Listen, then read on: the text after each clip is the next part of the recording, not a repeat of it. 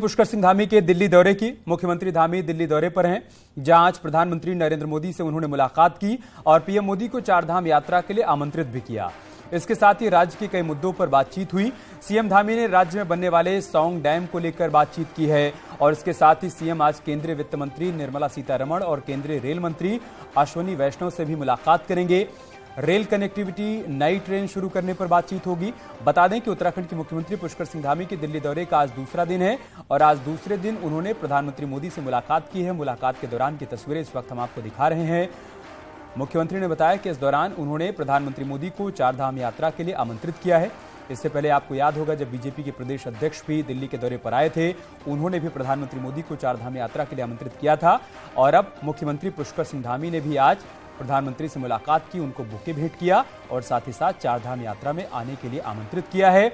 इसके अलावा आज दो और मंत्रियों से उनकी मुलाकात होनी है। वित्त मंत्री निर्मला सीतारमण और रेलवे मिनिस्टर अश्विनी वैष्णव से भी मुख्यमंत्री मुलाकात करने वाले हैं। प्रधानमंत्री जी से सबसे पहले तो हमने उनको चारधाम यात्रा जो हमारी 22 अप्रैल से प्रारंभ हो रही है उसकी जानकारी भी दी है और जो राज्य सरकार की तरफ से जो तैयारियां हो रही हैं उन तैयारियों से माननीय प्रधानमंत्री जी को अवगत कराया है और उनको चारधाम यात्रा का न्योता भी दिया है। और साथ ही साथ आदि कैलाश, क्योंकि माननीय प्रधानमंत्री जी की पिछले 2 वर्षों से लगातार उनकी ऐसी इच्छा उनकी स्वयं की भी थी कि वो आदि कैलाश यात्रा पर आए, तो मैंने आज आदि कैलाश और मायावती आश्रम जो स्वामी विवेकानंद जी की तपस्थली रही है उसके लिए भी मैंने उनको निमंत्रण दिया है कि वो आए और जल्दी ही उत्तराखंड पधारें। इसके साथ साथ देहरादून में लंबे समय से हमारा सौंग डैम प्रस्तावित है। सौंग डैम के बनने से जो देहरादून में पेयजल का संकट है वो आने वाले 50 वर्षों के लिए वो संकट समाप्त हो जाएगा, पेयजल की व्यवस्था ठीक प्रकार से हो पाएगी। उसके लिए मैंने अनुरोध किया क्योंकि और इसके साथ ही सीएम धामी ने लोकसभा अध्यक्ष ओम बिरला से भी मुलाकात की है। स्पीकर बिरला से संसद भवन में उनकी मुलाकात हुई है। बिरला और धामी के बीच विभिन्न विषयों पर चर्चा भी हुई। इस दौरान केंद्रीय मंत्री अनुराग ठाकुर भी मौजूद थे। तो लोकसभा स्पीकर से मुलाकात की तस्वीरें हम आपको दिखा रहे हैं। मुख्यमंत्री पुष्कर सिंह धामी ने जब उनसे मुलाकात की, इस दौरान केंद्रीय मंत्री अनुराग ठाकुर भी मौजूद थे। वो तस्वीरें भी सामने आई।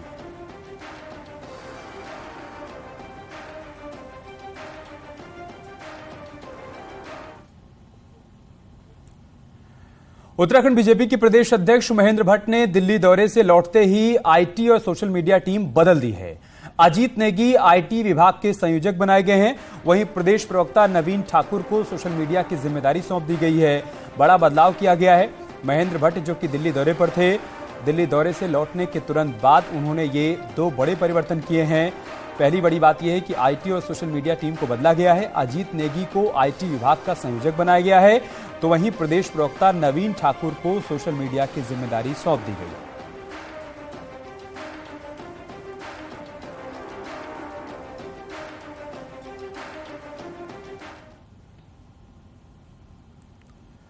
काशीपुर में चैती मेले में प्रसाद चढ़ाने जा रहे बाइक सवार दंपति को रेत से भरी ट्रैक्टर ट्रॉली ने टक्कर मार दी। हादसे में 45 साल की महिला की दर्दनाक मौत हो गई। आईटीआई थाना क्षेत्र में यह हादसा हुआ। ट्रैक्टर ट्रॉली का ड्राइवर फरार है, जिसकी पुलिस तलाश कर रही है। हादसे के बाद की तस्वीरें भी हम आपको दिखा रहे हैं। उस महिला की तस्वीर देखिए जो कि इस दर्दनाक हादसे का शिकार हुई। मौके पर ही उनकी मौत हो गई है। दूसरी तरफ उनके पति की हालत गंभीर है, उनको अस्पताल में भर्ती करवाया गया है। पुलिस हादसे की जांच पड़ताल कर रही है।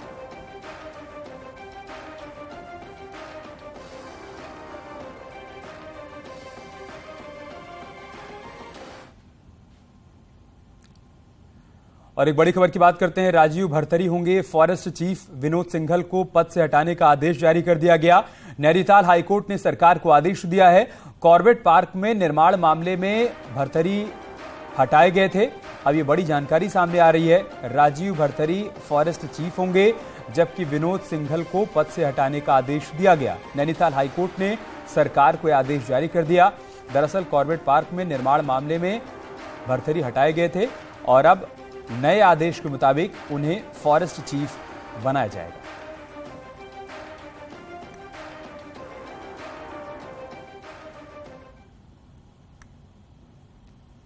और अब खबर रामनगर से, जहां पर एक युवक ने एक लड़की की चोटी के बाल काटने की कोशिश की। वहीं युवक की किसी ने वीडियो बना लिया और अब ये वीडियो सोशल मीडिया पर वायरल हो रहा है। ये मामला कल शाम का बताया जा रहा है, जब बालाजी मंदिर की ओर से एक शोभा यात्रा निकाली जा रही थी। उस समय की यह घटना बताई जा रही है।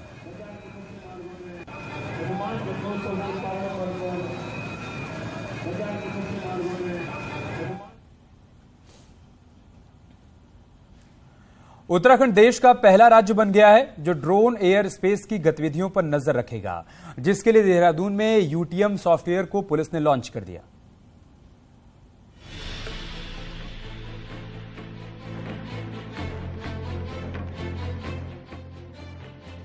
उत्तराखंड जहां एक और चीन और नेपाल की अंतर्राष्ट्रीय सीमाओं से जुड़ा है, वहीं यूपी और हिमाचल प्रदेश की सीमा वाले राज्य से भी जुड़ा है। देश की सीमाओं पर नजर रखने और बॉर्डर पर ड्रोन की स्थिति देखने के लिए देहरादून में यूटीएम यानी कि unmanned traffic management software launch किया गया, जिससे अब पुलिस एयर स्पेस में होने वाली ड्रोन की गतिविधियों पर नजर रखेगी। ये सॉफ्टवेयर प्रदेश में चलने वाले सभी ड्रोन की गतिविधियों की मॉनिटरिंग करेगा। आप बात कर रहे हैं चीन हिमाचल बॉर्डर पे हमारा एक डिस्ट्रिक्ट पड़ता है मोरी, उत्तरकाशी में मोरी ब्लॉक है। तो मोरी ब्लॉक में अगर कोई वहाँ पे डीजे फ्लाई कर रहा है तो वो अगर उत्तराखंड के यूटीएम पे रजिस्टर्ड है, हमारे रेगुलेटरी एक्सेस में रजिस्टर्ड है, तो वो उत्तराखंड पुलिस ही उसको मॉनिटर कर पाएगी। वो हिमाचल गवर्नमेंट नहीं मॉनिटर कर पाएगी उसको। यूटीएम सॉफ्टवेयर के माध्यम से सभी नैनो, माइक्रो, स्मॉल कैटेगरी की ड्रोन द्वारा किए गए ऑपरेशन को मॉनिटर किया जाएगा और इस ट्रायल के दौरान सॉफ्टवेयर में आने वाली कठिनाइयों का संबंधित कंपनी से निस्तारण भी किया जाएगा। परमिशन मिल जाने के बाद भी ड्रोन के पाथ में कोई और भी चीजें ना आ जाए। जैसे अभी हम लोगों ने लगातार एटीसी से भी बात कर रहे हैं, इसमें हम लोग स्टेट गवर्नमेंट के यूकाडा से भी बात कर रहे हैं कि कैसे हम सबको रोप इन करें, क्योंकि सेल्फ डिसिप्लिन लाना बहुत आवश्यक है किसी भी चीज। उत्तराखंड देश का पहला ऐसा राज्य है जिसने इस सॉफ्टवेयर को लॉन्च किया है। इस सॉफ्टवेयर से जहां देश प्रदेश में चल रहे ड्रोनों पर नजर रखी जाएगी, वहीं सीमाओं की सुरक्षा में भी अहम भूमिका ये सॉफ्टवेयर निभाएगा। न्यूज 18 के लिए देहरादून से सत्येंद्र बर्तवाल की रिपोर्ट। इधर राज्य में कोविड के 30 से ज्यादा एक्टिव केस आने के बाद अब पर्यटन स्थलों पर खतरा बढ़ने लगा है। हालांकि नैनीताल स्वास्थ्य विभाग अलर्ट मोड पर है, जिसके चलते जिले के अस्पतालों में तैयारियां दुरुस्त रखने के निर्देश दिए गए हैं। नैनीताल सीएमओ ने कहा है कि सभी अस्पतालों को निर्देश दे दिए गए हैं और जांच के लिए भी कहा गया है। अगर कोविड के केस आते हैं तो दवा की पूरी व्यवस्था हमारे पास है।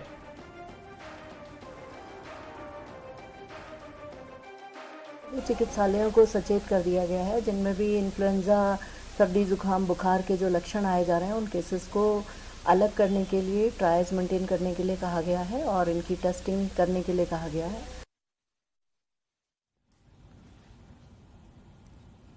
और एक बड़ी खबर पिथौरागढ़ से आ रही, जहां पर सरकार अब बॉर्डर के गांव में पर्यटन बढ़ाने का प्लान तैयार कर रही है, जिसके लिए वन विभाग योजना तैयार कर रहा है। इसके तहत नेपाल और चाइना से सटे गांवों को पर्यटन केंद्र के रूप में तब्दील करने की योजना पर काम किया जा रहा है।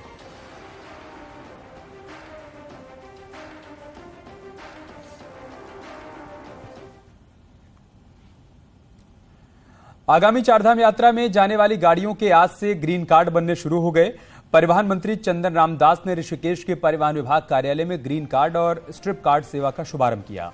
वहीं इस मौके पर परिवहन मंत्री ने कहा कि आने वाले दिनों में परिवहन मंत्रालय सीएनजी और नई बसों का बेड़ा खरीद रहा है, जिससे आगामी चारधाम यात्रा संचालन में काफी सहूलियत होगी।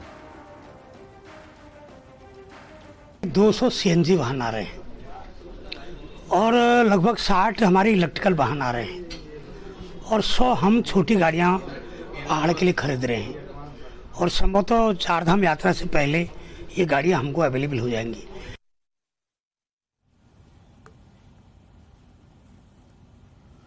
और एक बड़ी खबर चमोली से है, जहां पर बद्रीनाथ के कपाट खुलने में अब मात्र 24 दिन का ही समय रह गया है और अभी से रौनक यहां पर दिखने लगी है। बद्रीनाथ धाम की यात्रा के लिए साधु संत पैदल ही निकलने लगे हैं।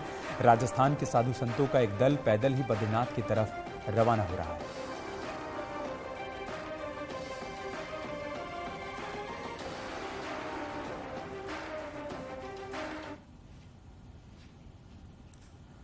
और रामनगर के गिरजा माता मंदिर का जीर्णोद्धार जल्द होने की उम्मीद है। मंदिर के टीले की स्थिति खराब है।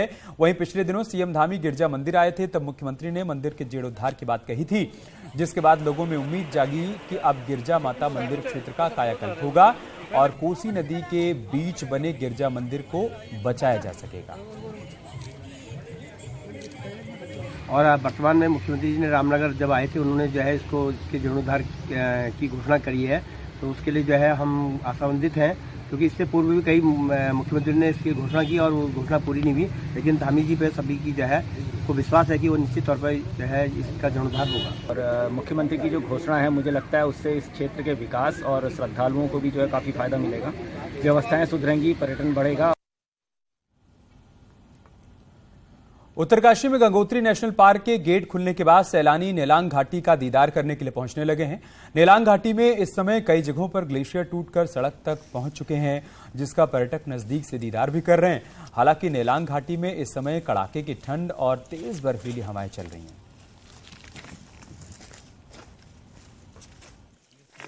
और पहली बार मेरा यहाँ पे आना हुआ है। It's beautiful.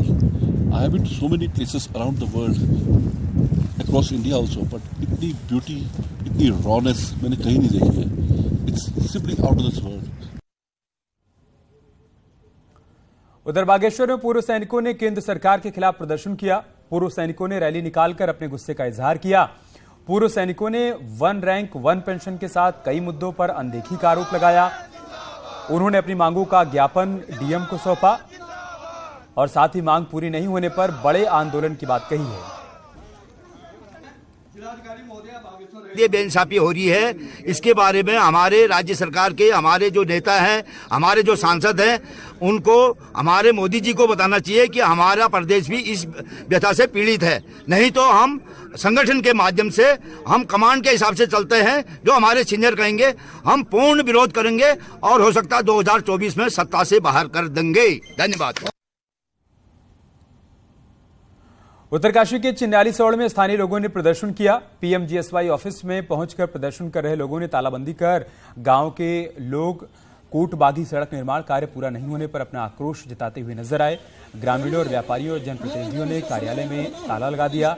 लोगों का कहना है कि कई बार अधिकारियों से गुहार लगाई गई, लेकिन कहीं पर कोई काम हुआ नहीं, लिहाजा प्रदर्शन करना पड़ रहा है। हमारे बच्चों को जितनी परेशानी हो रही है गया और साथ में सभी विभाग के जो कार्यालय है उसमें तालाबंदी की गई और ये तालाबंदी अनिश्चितकालीन है, जब तक कि इस मोटर मार्ग का कार्य धरातल पर न उतरे और यह कार्य जो है गुणवत्ता के साथ जो है, क्षेत्र की जनता की मांग है कि गुणवत्ता के साथ इस पेंटिंग का जो है होना अनिवार्य।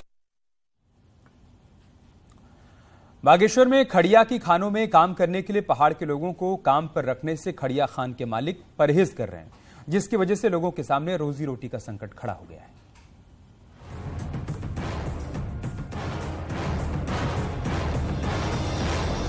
बागेश्वर की खड़िया खदानों से करोड़ों रुपए सरकारी झोली में जाते हैं, लेकिन अपने खेत खलिहानों को खड़िया की भेंट चढ़ा रहे ग्रामीणों को खनन में मजदूरी तक नहीं मिल रही। परेशान ग्रामीण रोजगार के लिए दर दर भटकने को मजबूर हैं। काम नहीं मिल रहा है, हमें को बेरोजगार रह गए हम लोग, सब गांव के बच्चे सब बेरोजगार हैं, किसी को रख नहीं रहे हैं ये लोग और सब नेपाली भरे हैं यहाँ। सरकार ने खड़िया के खनन के लिए गाइडलाइन में लोकल ग्रामीणों को रोजगार देने के भी नियम बनाए हुए हैं, लेकिन धरातल पर पहाड़ी मजदूरों को काम नहीं मिल रहा है। पहाड़ के लोग उतने सक्षम नहीं हैं। पहाड़ के लोगों को ज्यादातर आराम चाहिए। अगर पहाड़ के लोगों के पास 2-4 दिन के खाने के लिए हो जाता है तो फिर वो जब तक वो पैसा चलेगा तब तक पहाड़ के लोग काम करने के लिए आलसी टाइप के होते हैं हमारे पहाड़ के लोग, इसलिए हमारे पहाड़ के लोग काम नहीं कर पाते हैं, इसलिए हमें भारी मजदूरों से काम कराना पड़ता है। देखिए, क्योंकि माइन सारी हमारी प्राइवेट माइंस हैं और वो जो भी लेबर्स हैं वो या तो सीधे माइन ओनर्स से जाके मिलके कि वो काम करने के इच्छुक कर सकते हैं, अदरवाइज हमारे लेबर डिपार्टमेंट जो श्रम विभाग है उसमें वो रजिस्ट्रेशन करा सकते हैं। रोजगार के अभाव में युवाओं को मजबूरन पहाड़ से पलायन करना पड़ रहा है और जो यहाँ रहकर मेहनत मजदूरी करना भी चाहते हैं तो उन्हें तवज्जो नहीं मिल रही। न्यूज़ 18 के लिए बागेश्वर से सुष्मिता थापा की रिपोर्ट।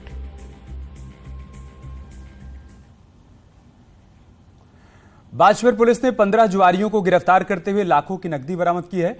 पुलिस को बाजपुर में लगातार सट्टे और जुए खेले जाने की सूचना मिल रही थी, जिस पर पुलिस ने कार्रवाई करते हुए 15 जुआरियों को गिरफ्तार कर लिया।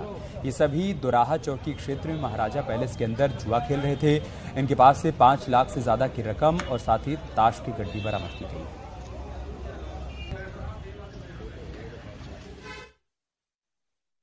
तो इन्होंने उस पैलेस में, महाराजा पैलेस में जो छापामारी की, तो उसके 2 मंजिली भवन में जो है 15 लोग जुआ खेलते हुए पाए गए, जिनके पास से जो है 2 ताश की गड्डी और 5,01,500 रुपया नगद और कुछ जुए से संबंधित और भी जो है सामान उनसे बरामदगी हुई है। अल्मोड़ा के हवालबाग के घामस में रहने वाले रणजीत युवाओं के लिए नई मिसाल बन गए हैं। कोविड में गांव लौटकर रणजीत ने स्वरोजगार की राह पकड़ी और आज वो कई लोगों को रोजगार दे रहे हैं।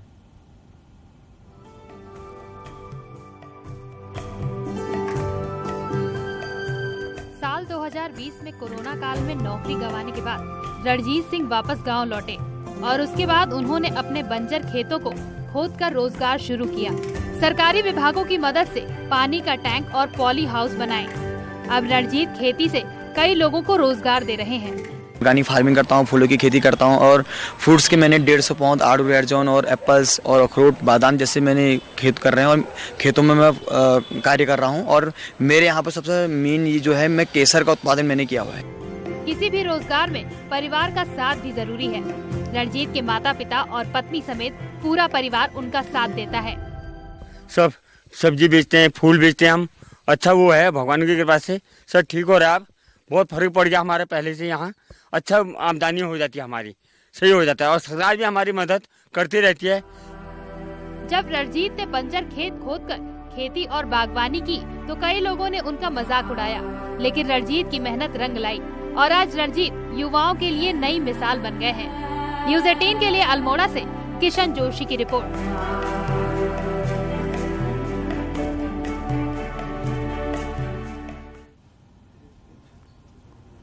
यहाँ रुक रहे छोटे से ब्रेक के लिए, जल्द लौटेंगे कुछ और खबरों के साथ।